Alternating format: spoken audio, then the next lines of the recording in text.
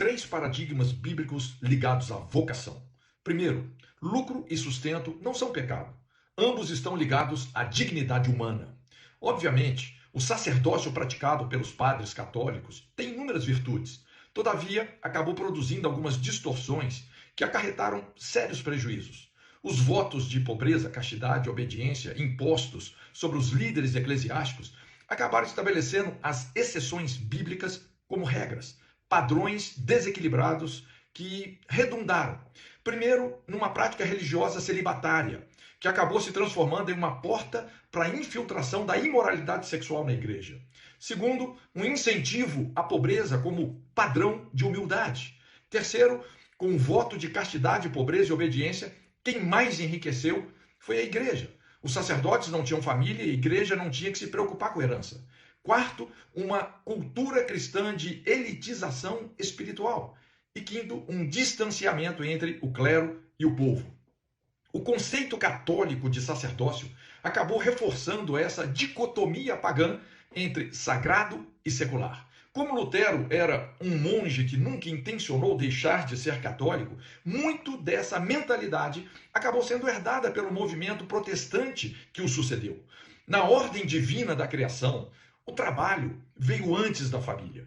Antes de Deus dar a Adão uma esposa, ele deu a ele um trabalho, ou seja, o meio legítimo de produzir sustento e riquezas. O trabalho é sagrado, por isso o espírito de servir é um caminho de Deus. Obviamente, existem muitos pecados que podem comprometer o nosso trabalho e os resultados que ele gera. Todavia, a Bíblia assegura: digno é o trabalhador do seu salário. A criação existe porque Deus trabalha.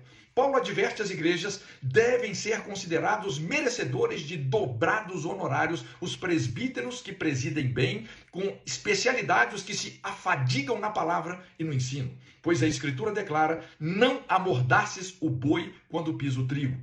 Provérbios também assevera: a fome do trabalhador o faz trabalhar, porque a sua boca o incita. Ao que retém o trigo, o povo o amaldiçoa, mas bênção haverá sobre a cabeça do seu vendedor. Jesus afirmou ao contar a parábola dos talentos: muito bom servo, bom e fiel, foste fiel no pouco, sobre o muito te colocarei. Entra no gozo do teu Senhor. No reino de Deus, a fidelidade e a diligência são premiadas, e a irresponsabilidade e a preguiça são punidas. Como Jesus disse: e o servo inútil, lançai-o fora nas trevas, ali haverá choro e ranger de dentes. O segundo paradigma é que Deus não é contra a abundância.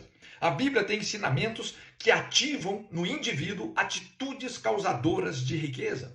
Responsabilidade, diligência, competência, criatividade, investimento. Essa foi a conclusão da parábola dos talentos. Porque a todo o que tem se lhe dará e terá em abundância, mas ao que não tem, até o que tem será tirado. Veja bem, Deus é um Deus de favor e os princípios do seu reino, quando obedecidos, criam riquezas e abundância. Em Deuteronômio 28, de 1 a 14, Moisés expressa essa mesma verdade. Quem demonizou o lucro e a abundância não foram nem Moisés e muito menos Jesus, foi o comunismo. Obviamente, a abundância material tem os seus riscos e precisa ser apreendida. Paulo diz: estou instruído tanto a ter fartura como padecer fome, assim viver de abundância como de escassez. Ele explica isso dizendo que o amor ao dinheiro, não o dinheiro, mas o amor ao dinheiro é a raiz de todos os males. Inclusive, é enorme o número de pessoas que, apesar de não ter dinheiro, têm amor ao dinheiro e fazem qualquer maldade para obtê-lo. O nosso relacionamento com o dinheiro é o que mais revela a nossa espiritualidade. E o terceiro paradigma: a desigualdade social é uma lei que trabalha a favor dos diligentes e contra os preguiçosos. Você não quebra uma lei. O máximo que vai conseguir é ser quebrado por ela. Relacionar é a arte de conviver vitoriosamente com as desigualdades. Um dos maiores inimigos da humanidade é a inveja. Veja bem, a desigualdade possui três principais origens: a meritocracia, ou seja, a liberdade. Segundo, a herança, que normalmente é o efeito geracional de uma cultura de responsabilidade. E terceiro, a injustiça. Apenas essa última precisa ser combatida. Para haver igualdade social, não pode haver liberdade. Para cercear a liberdade, vai fazer uso da injustiça. Veja o lema da Revolução Francesa: liberdade, igualdade e fraternidade. É um lema contraditório, impraticável. Tanto é que a Revolução Francesa saiu de uma monarquia absolutista e foi para uma ditadura sanguinária, onde quem era visto como oponente foi guilhotinado. Ou você tem liberdade ou tem igualdade. Liberdade e igualdade se repelem. O drama entre a liberdade e a igualdade é a comparação. A comparação pode gerar aprimoramento para os virtuosos ou inveja para os preguiçosos. Deus te abençoe.